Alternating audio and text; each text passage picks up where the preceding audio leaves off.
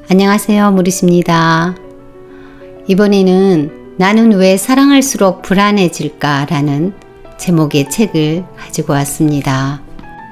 이유도 없이 상처받는 관계를 반복한다면 애착 유형 심리학. 이 책은 저자 제시카 바움이고 옹기니는 최다인입니다. 책 내용 들어가기 전에 추천인의 말이 있습니다. 혼자 잘해주고 상처받지 마라 저자인 유은정 정신건강의학과 전문의는 이렇게 말했습니다. 내가 만약 이 책을 10년 전에 읽었더라면 좀 더 빨리 내 연애 문제의 핵심을 알아차리고 뿌리 깊은 불안 속에서 상대를 향하던 시선을 나 자신에게 돌릴 수 있지 않을까? 라고 하며 솔직 담백한 책 제목처럼 저자는 연애와 결혼의 우여곡절 끝에 몸속 깨달은 진정한 친밀감 형성의 비결을 자세히 풀어놓습니다. 친밀감을 구축하는 우리 본능에 내재된 근본적 불안을 애착 이론을 바탕으로 분석한 뒤 실용적인 해결책을 알려주죠. 어린 시절부터 내면화된 애착적 결핍을 되짚고 치유하는 자기 체험의 여정을 거치면 당신이 과거에 어떤 관계를 경험했든 지금부터 새롭게 안정된 애착을 위한 신경망을 만들 수 있습니다. 치유는 결코 늦지 않았습니다. 단연컨대 독자들은 이 책에서 친밀한 관계, 연애 문제의 해답을 분명히 얻게 될 겁니다. 자기 내면에 프로그래밍된 애착적 결핍을 알아차리고 그 빈칸을 채우려는 노력이 왜 중요한지, 안전한 관계를 찾고 평정심을 유지하는 것이 얼마나 강력한 힘을 발휘하는지도 알게 될 겁니다. 내가 아직 좋은 짝을 만나지 못한 이유를 함께 있어도 나만 외롭고 공허한 원인을 자신이나 운명 탓으로 돌리고 있다면 더 이상 혼자 고민하지 마세요. 저자가 해냈듯 그리고 내가 해냈듯 여러분도 머지않아 스스로의 힘으로 흔들림 없는 사랑, 인생의 짝을 찾을 수 있습니다. 라고 하였습니다. 책의 구성 내용은 총 3부로 되어 있는데요. 1부에는 관계 안에서 길을 잃고 헤맨다면, 2부는 나를 먼저 채우는 연습, 3부는 온전한 자신이 되어 사랑하기. 이렇게 총 3부로 구성되어 있고요.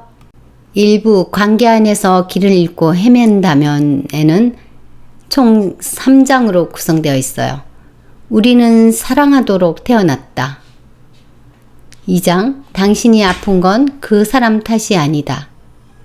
3장 불안과 해피가 추는 춤.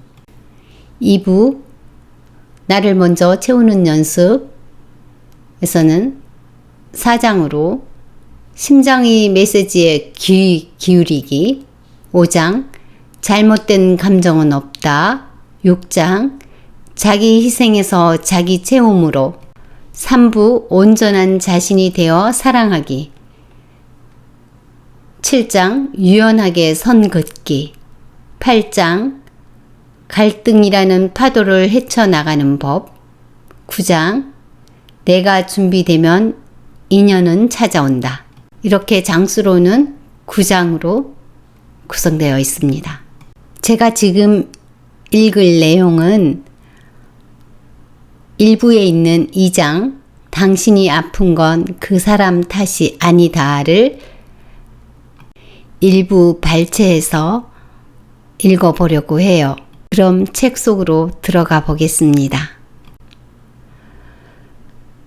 당신이 아픈 건 그 사람 탓이 아니다.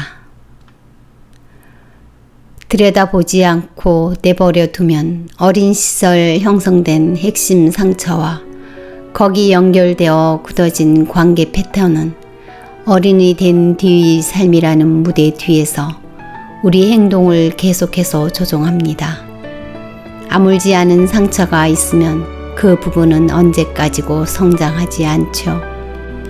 서로에게 전념하기로 약속한 두 사람에게 결혼 서약은 케이크 위의 장식 같은 것이긴 하지만 사실 우리는 친밀한 관계를 형성하는 모든 사람과 각각 감정적 협정을 맺는 것이나 마찬가지입니다. 서로 가까워지면 사람들은 자기 내면을 특히 상대가 좋아하지 않을지도 모른다고 염려했던 부분을 조금씩 더 드러내도 괜찮다고 느끼죠. 이를테면 한쪽은 자신이 어떤 일에 짜증을 내는지 머뭇머뭇 밝힙니다. 다른 한쪽은 TV로 스포츠 중계를 보는 것이 얼마나 중요한지 털어놓고요. 이렇게 취약성이 높아진 상태에서는 각자 어린 시절 배웠던 사랑하고 사랑받는 방식이 겉으로 나타나기 시작합니다. 내가 뭐뭐뭐 해도 나를 사랑해 줄 거야 라는 질문이 마음 깊은 곳에서 떠오른다는 뜻이죠. 그와 더불어 마지막으로 이만큼 취약하다고 느꼈던 때, 즉 어린 시절에 맺었던 감정적 협정이 관계에서 중요한 부분을 차지하게 됩니다. 생각해보면 살아가면서 우리가 경험하는 모든 상호작용에는 일종의 교환이 따라옵니다. 식료품을 사고 돈을 낼 때, 출근을 하고 월급을 받을 때, 친구와 가십거리를 주고받을 때처럼 시간이나 에너지, 돈을 투자할 때는 그 대가로 무언가를 얻을 거라는 기대가 있습니다. 그렇다고 우리가 다들 계산적이거나 영악하거나 욕심이 많다는 뜻은 아닙니다. 그건 그냥 세상이 돌아가는 이치일 뿐이죠. 나무가 이산화탄소를 들이마시고 신선한 산소를 대기에 배출하듯 주고받기는 삶의 일부입니다. 이렇게 생각하면 사랑하는 사이에도 주고받기라는 역학이 기본을 이룬다는 점은 타당하지요. 인생의 동반자가 될 사람과 계약을 맺을 때는 누구나 이해와 지지, 조건 없는 사랑을 서로 교환하기를 기대하지만 이런 상호작용을 감당하는 능력은 각자의 어린 시절 경험과 그 결과로 생겨난 애착 유형에 따라 크게 달라집니다. 우리는 모두 주 양육자가 우리 욕구를 채워주는 방식에 적응하는 능력을 갖추고 태어납니다.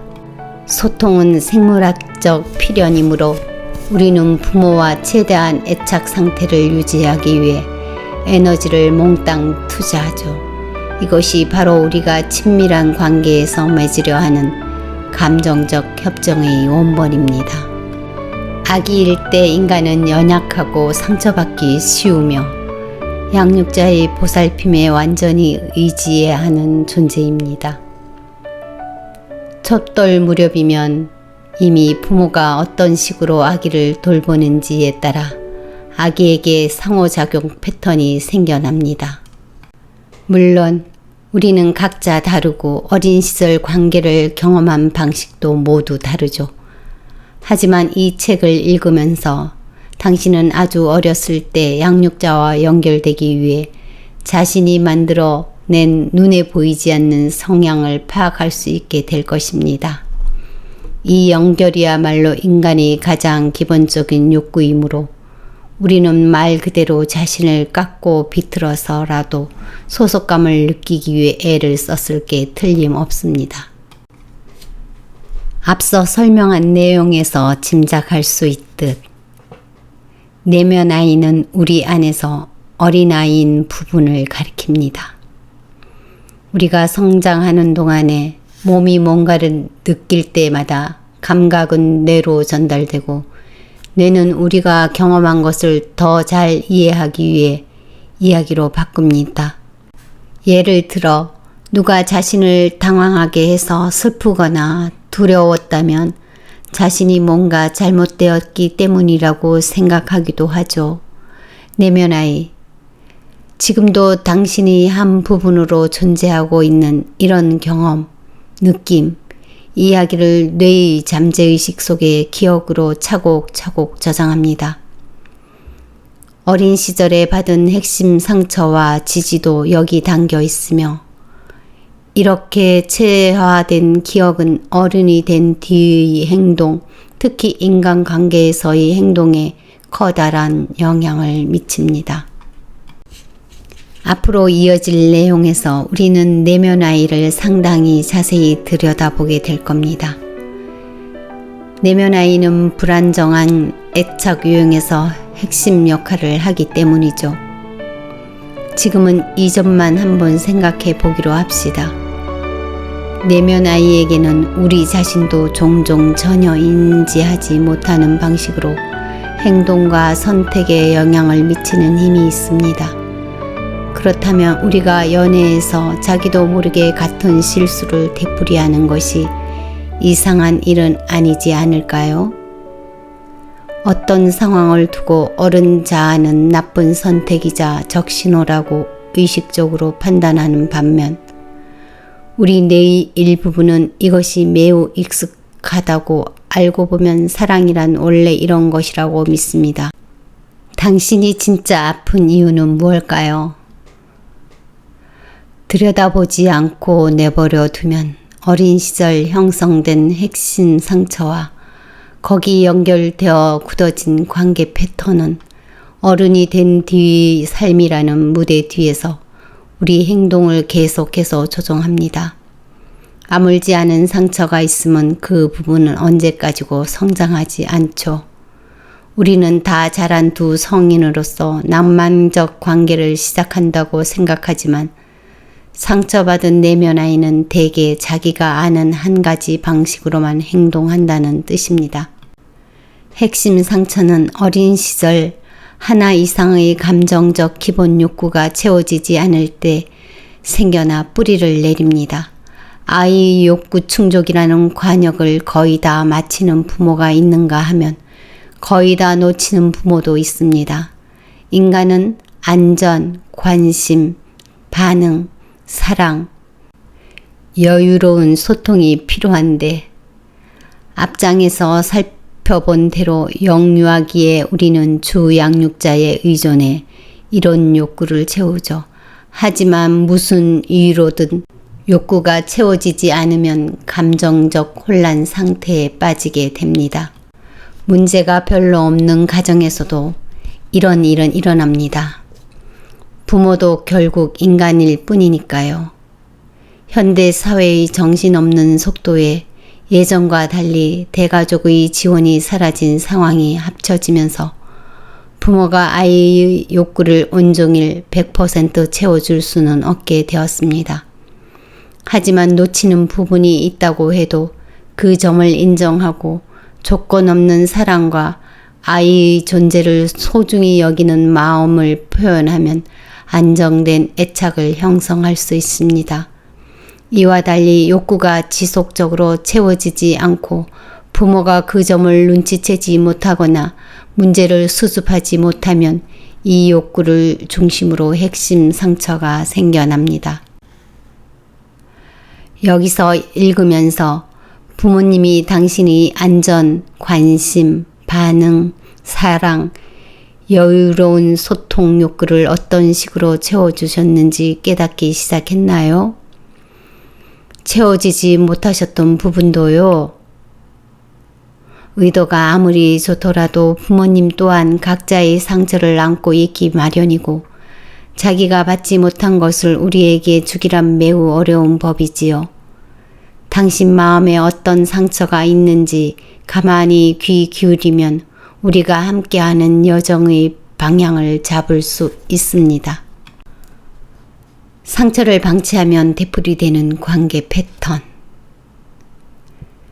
간단히 말해 핵심 상처는 기본 욕구 가운데 하나 이상이 계속해서 채워지지 않을 때 생겨납니다. 시간이 지나면서 여기서 자기 방어 패턴이 형성되고 이 패턴은 우리의 행동 그리고 타인과 관계 맺는 방식에 영향을 미칩니다. 되게 어린 시절에 생겨난 이 상처는 세월이 흐르면서 딱딱하게 굳어지고 거기서 비롯된 관계 패턴도 아주 깊숙이 각인되죠. 우리는 어딜 가든 그 상처와 패턴을 짊어지고 다니며 그를 렌즈 삼아 세상을 바라보고 모든 상호작용을 받아들입니다. 나중에는 핵심 상처를 껴안고 사는데 너무 익숙해지고 동시에 그 상처가 우리에게 심은 신념에 지나치게 얽매인 나머지 그런 모습이 원래 자기 자신이라고 여기게 됩니다. 상황에 어쩔 수 없이 적응한 모습을 진짜 나라고 받아들이는 거죠. 이 모든 과정이 무대 뒤에서 자기도 모르게 일어난다면 대체 어떻게 해야 이 패턴을 깰 수 있을까요? 가장 먼저 기억할 것은 연인에게는 당신을 고쳐줄 의무가 없으며 당신 또한 마법처럼 자신을 이해해주고 상처를 고치는 법도 아는 사람을 찾아내지 않아도 된다는 점입니다. 우리가 할 일은 스스로 자기 상처를 찾아내고 그게 어디서 왔는지 알아보고 상처를 이해하고 치유함으로써 자신의 사고와 행동을 제자리로 돌려놓는 것이죠. 이 숙제를 해내기 전까지 연애에서 반복되는 패턴은 계속 판에 박은 듯한 시나리오를 따라가기 마련입니다. 시간이 지나면 상처에는 딱지가 생깁니다. 하지만 친밀한 관계에 접어들 때마다 상처가 벌어지고 우리는 그냥 고통에 익숙해져 버립니다. 더욱 비극적인 것은 우리 마음 깊은 곳에는 핵심 상처가 진실이라고 믿기에 상처를 다시 경험하는 방향으로 자석에 이끌리듯 끌려간다는 점입니다. 어린 시절 관계를 형성하면서 생겨나는 흔한 신념에는 다음과 같은 것들이 있습니다. 하나, 나는 버려질 거야. 하나, 나는 사랑받을 가치가 없어. 하나, 진정한 내 모습을 보면 거부당할 거야. 하나, 나는 망신당하거나 당황하게 될 거야. 하나, 다른 사람은 믿을 수 없어. 하나, 나는 기준에 미치지 못해. 하나, 사랑을 얻으려면 필사적으로 노력해야 해. 하나, 나는 사람들이 필요하지만 남에게 의지할 수는 없어. 하나, 다른 사람들을 기쁘게 하는 게 내 의무야. 하나, 다른 사람들은 항상 나한테서 받기만 해. 하나, 세상은 위험한 곳이야. 하나, 나한테는 항상 나쁜 일만 일어나. 하나, 사람들은 내가 잘해야만 나를 좋아해. 핵심 상처를 찾아내는 4단계. 당신이 핵심 상처를 알아가기 위한 4가지 점검 단계를 함께 밟아보기로 하죠. 1단계. 당신이 끌리는 사람은 하나, 당신이 사귄 사람에게는 어떤 비슷한 특성이 있나요? 하나, 그들이 당신을 대하는 방식에는 어떤 공통점이 있나요? 2단계, 당신이 소통하는 방식은 하나, 당신과 상대의 대화에서 비어있는 부분은 어디인가요? 하나, 거리낌 없이 꺼내기 어렵다고 느끼는 주제는 무엇인가요? 하나, 당신이 말을 꺼내도 상대가 귀 기울이지 않는 주제는 무엇인가요? 하나, 연애에서 당신이 반복해서 경험하는 부정적 감정에는 어떤 것이 있나요? 3단계, 과거 되돌아보기. 하나, 어린 시절 당신이 받았던 양육에서 부족했던 부분은 무엇인가요? 하나, 그렇게 느끼게 된 특정한 사건이 있나요? 하나, 그 기억을 다시 건드리면 어떤 신체적 변화를 느끼나요? 하나, 이 경험을 토대로 당신이 사랑받는 방식에 관해 어떤 신념이 생겨났나요? 하나, 어린 시절의 경험이 현재 당신의 연애에 어떤 식으로 반영되고 있나요? 4단계, 자기 패턴을 표로 만들기. 어린 시절 생겨난 핵심 상처가 현재의 관계에서 어떤 영향을 미치는지 정확히 알고 싶다면 그 상처에 관한 표를 만들어 보세요. 먼저 당신이 찾아낸 핵심 상처와 거기 연관된 신념을 전부 적습니다. 그런 다음 어릴 때 그 상처를 어떻게 경험했는지 각각 써보세요. 마지막으로 어른이 된 뒤의 인간관계에서 이 상처가 어떤 식으로 되살아나는지 기록합니다. 지나간 연애에서 뭔가를 배우고 싶다면 핵심 상처가 건드려지거나 활성화되었을 때 자신이 어떻게 반응하는지 시간을 들여 생각해 봐야 합니다. 이를테면 도망쳐서 숨는 경향이 있나요? 아니면 분노나 슬픔 같은 감정으로 대응하나요? 감정을 아예 닫아버리진 않나요? 또는 부정적 혼잣말을 하며 땅굴을 파고 들어가나요? 당신이 파악한 핵심 상처와 거기 딸린 패턴이 무엇이든 간에 얼마든지 함께 치유 과정을 시작할 수 있습니다. 한편으로 상처를 깨닫는 것 자체가 도움이 되기도 합니다. 새로운 관계를 밀어붙이기보다는 속도를 늦추고 치유에 초점을 맞춰야 할 때임을 알려주기 때문이죠. 이렇게 일부 발췌해서 읽었습니다. 우리 다 같이 나의 핵심 감정을 잘 살펴보고 그에 따른 대처 방법을 찾아가면서 온전한 자신이 되어 나를 사랑하는 사람으로 우리 살아가길 바래요. 나를 사랑한다는 거는 나를 아프지 않게 하는 거잖아요. 우리 나를 아프지 않게 토닥여주는 그런 날들 되기를 기대하면서 안녕. 고맙습니다.